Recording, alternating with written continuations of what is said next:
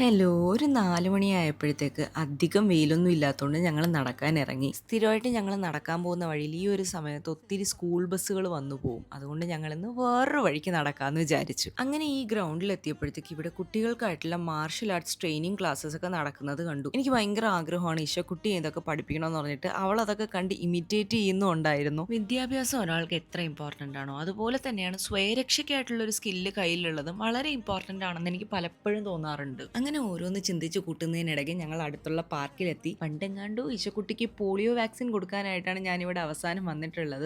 ഇതധികം maintain ഒന്നും ചെയ്യാത്തൊരു പാർക്കായതുകൊണ്ട് ഇങ്ങോട്ടധികം വരാറില്ല. ഇതിനുള്ളിൽ കുഞ്ഞൊരു ക്ഷേത്രവും ഉണ്ട്. ഇവിടെ സ്ഥിരമായിട്ട് പൂജയൊക്കെ നടക്കുന്നതാണെന്ന് തോന്നുന്നു. ഈ പാർക്കിനുള്ളിൽ അങ്ങനെ നടന്നു കാണാനായിട്ട് ഒരുപാട് കാര്യങ്ങളൊന്നുമില്ല. എന്തായാലും ഈശക്കുട്ടിക്ക് അല്പം വെള്ളമൊക്കെ കൊടുക്കാന്ന് പറഞ്ഞ ആളെ പിടിച്ചിരുത്തിയതാണ്. അവളുണ്ടോ ഇരിക്കുന്നു, അവൾ ഓട്ടവും ചാട്ടവും ഒക്കെയാണ്. ഇച്ചിരി കഴിഞ്ഞ് ആൾ ടയേർഡായെന്ന് തോന്നിയപ്പോൾ ഞങ്ങൾ നേരെ വീട്ടിലേക്ക് പോവാണ്. അപ്പോൾ എല്ലാവർക്കും ബൈ.